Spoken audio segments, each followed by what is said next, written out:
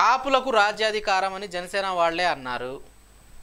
ఒకటి, ఎన్నాళ్ళు రెడ్లే కమ్మ వాళ్లే ముఖ్యమంత్రులుగా చేస్తారు, కాపులకు అవకాశం ఇవ్వరా అని చెప్పేసి అడిగింది కూడా జనసేన వాళ్లే. ఇప్పుడేమో మళ్ళీ వచ్చి హరిరామ్ జోగయ్య ఏమో మొన్నటిదాకా టీడీపీ జనసేన పొత్తు ఉంటుంది, పవనే సీఎం అభ్యర్థి అని ఆయన ఒకవైపు. ఇన్ని జరుగుతూ ఉన్నా సరే పవన్ కళ్యాణ్ గారేమో ఇప్పుడు వచ్చి నాకు అసలు ఏ ముఖ్యమంత్రి పదవి వద్దు, నేను టీడీపీకి మద్దతు ఇస్తే సరిపోయిద్ది అని చెప్పేసి ఆయన మాట్లాడుతున్నారు. అసలు ఏంటి గందరగోళ వ్యవహారము? అసలు ఇలాంటి రాజకీయ పార్టీల్ని ఎలా చూడాలి ప్రజాస్వామ్యంలో? వెలివేయాలి. ఒకే ఒక సెంటెన్స్ లో చెప్పాలంటే ఇలాంటి వాళ్ళందరినీ కూడా తీసి పక్కన పెట్టాలి. ప్రజాస్వామ్యాన్ని బతికించాలన్నా, ప్రజలకి ప్రజాస్వామ్యం మీద నమ్మకం ఉండాలన్నా, ఎన్నుకోబడినటువంటి నాయకుడు వాళ్ళ కోసం తాపత్రయపడతాడు అని అనుకోవాలన్నా, అభివృద్ధి జరగాలన్నా, సంక్షేమము జరగాలన్నా ఇలాంటి వాళ్ళని అసలు పాలిటిక్స్ లో నుంచే ఎలిమినేట్ చేసేయాలి. వీళ్ళంతా కూడా జాని ఆయారాం గయారాంలు అనమాట. ఎప్పుడు వస్తారో తెలియదు, ఏం మాట్లాడతారో తెలియదు, ఎవరిని తిడతారో కొడతారో తెలియదు, ఎవరితోటి పోతారో తెలియదు, ఎవరితోటి తెగదెంపులు చేసుకుంటారో తెలియదు, ఏమీ తెలియదు అనమాట. ఒక ఎజెండా ఉండదు, ఒక ప్లాన్ ఉండదు, ఒక ఉండదు. ఇలాంటి వాళ్ళని మనం ఎట్లా నమ్ముతాం చెప్పు కానీ ఏంటంటే వీళ్ళని ఎలిమినేట్ చేసేయడం అనేటువంటిది డెమోక్రసీని బతికించడం అవుతుందని నేను అనుకుంటున్నాను. వాళ్ళకి ఇష్టం ఉండొచ్చు, ఇష్టం లేకపోవచ్చు, but to the best of my knowledge and belief and I strongly believe. నేను 40 సంవత్సరాల నుంచి రాజకీయం చూస్తున్నాను. నెహ్రూ గారిని అంటే నేను చూడలేదు, కానీ ఇందిరాగాంధీ దగ్గర నుంచి కూడా నేను రాజకీయం చూస్తూనే ఉన్నాను. ఆంధ్రప్రదేశ్లో బ్రహ్మానంద రెడ్డి గారి టైం నుంచి రాజకీయం చూస్తున్నాను. రోసయ్య గారిని చూశాను, అంజయ్య గారిని చూశాను, మరి చెన్నారెడ్డిని చూశాను, ద లెజెండ్స్ ఎన్టీ రామారావును చూశాను, రాజశేఖర్ రెడ్డిని చూశాను, ఇప్పుడు జగన్మోహన్ రెడ్డిని చూస్తున్నాను, చంద్రబాబు నాయుడుని కూడా చూశాను. సో వీళ్ళందరితోటి కూడా కంపేర్ కనుక చేస్తే ఆయన ఇప్పుడు నువ్వు చేతులు ఎత్తేసాడు అంటున్నావు కదా, ఆ చేతులు ఎత్తేయడం అనేది ఇప్పుడు కాదు. లాస్ట్ టైం అమిత్ షాని వాళ్ళని కలవడానికి ఢిల్లీలో 3 రోజులు మకాం వేసి ఆమదం దాగిన మొహం వేసుకొని బయటకు వచ్చిన రోజే తెలిసిపోయింది అసలు. నేను ఓటు చీల్చను, వ్యతిరేక ఓటుని చీల్చను, దిక్కుమాలిన డైలాగ్ అది. జగన్మోహన్ రెడ్డిని ఎలాగైనా గద్దె దింపాలి, అది కుదిరే పని కాదు.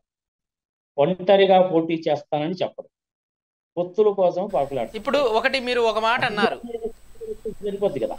ఇప్పుడు మీరు ఒక మాట అన్నారు, వ్యతిరేక ఓటుని చీలనివ్వను అని చెప్పేసి పవన్ కళ్యాణ్ ఇప్పుడు అంటున్నారు.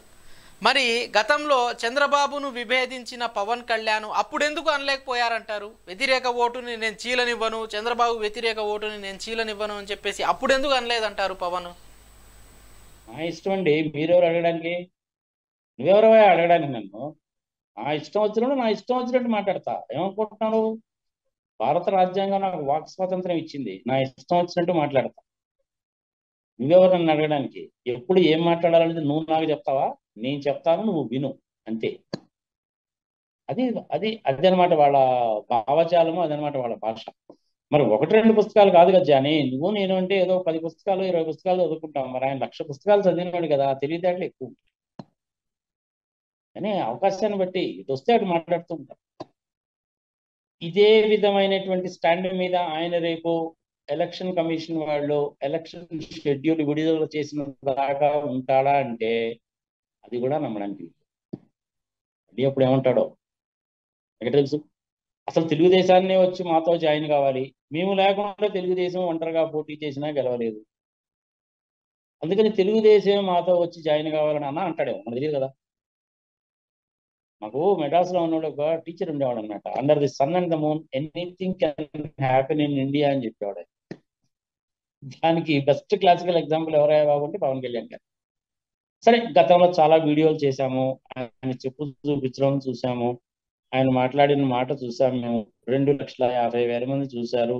సుమన్ టీవీలో వాళ్ళకి సంబంధించిన ఒక ఆయన వచ్చినప్పుడు ఆర్గ్యుమెంట్ చేస్తే ఏమైందో చూసాము, అది 1,50,000 మంది చూశారు.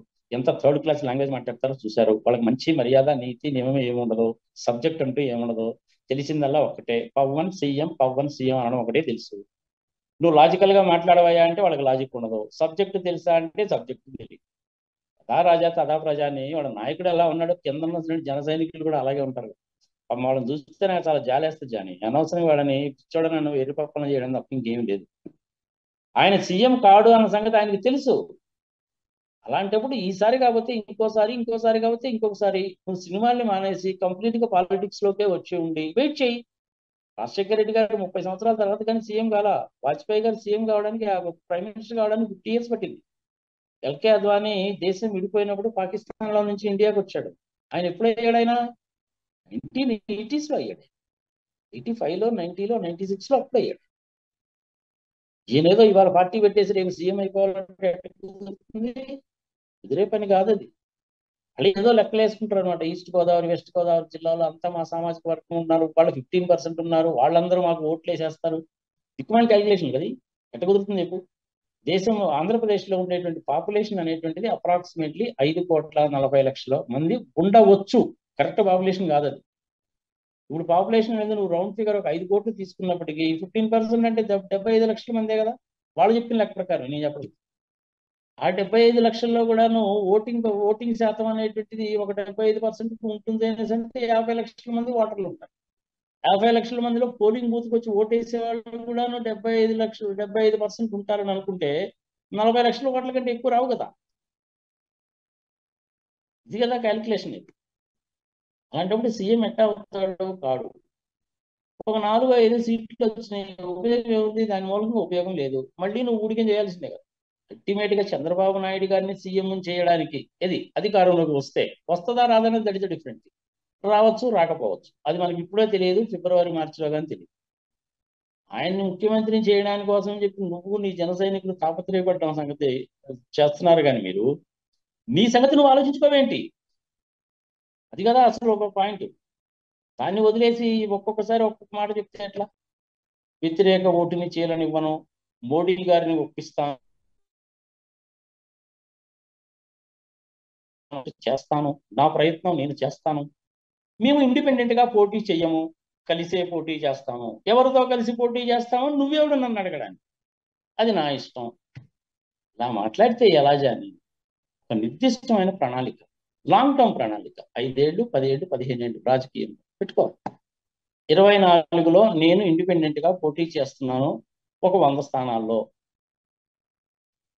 చెప్పు. అది అలాంటిదంతా ఏమీ లేకుండా, ఎవరితో కలుస్తావో చెప్పకుండా, నీ ఎజెండా ఏంటో చెప్పకుండా, నీ ప్రణాళిక ఏంటో చెప్పకుండా ఒక 4 పాయింట్లు చెప్పు, నా ప్రణాళిక ఇదని. మోడీ గారిని ఒప్పించి ఆంధ్రప్రదేశ్కి ప్రత్యేక హోదా కాకపోయినప్పటికీ కంప్లీట్ గా పన్ను రాయితీలు తెచ్చే బాధ్యత నాది. అవసరమైతే నిరాహార దీక్షకైనా నేను సిద్ధమే. చెప్పు. ఆంధ్రప్రదేశ్లో ఉన్న 32,000 కిలోమీటర్ల గ్రామ పంచాయతీ రోడ్లలో కనీసం ఒక 7,000 కిలోమీటర్లైనా 4 lane నేషనల్ హైవేస్ లాగా చేస్తాను. చెప్పు. మెయిన్ హాస్పిటల్స్ ఏవైతే ఉన్నాయో వాటిలో బెడ్ కెపాసిటీ పెంచుతాను, దాని మూలకంగా మెడికల్ సీట్స్ కూడా వస్తాయన్న సంగతి చెప్పు. అలాంటి ఏమీ చెప్పకుండా, అంటే అభివృద్ధిని, సంక్షేమాన్ని రెండింటిని దృష్టిలో పెట్టుకొని చెప్పాలి.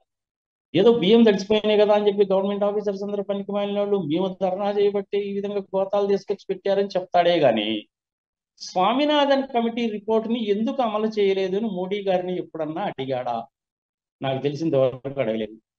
ఆయనకు అసలు వరికి మద్దతు ధర ఎంతో తెలుసా? మద్దతు ధర ఎట్ట డిసైడ్ చేస్తారో దాని కాస్ట్ క్యాలిక్యులేషన్ ఏంటో తెలుసా? 1,00,000 పుస్తకాలు చదివాడు కదా, తెలియాలి.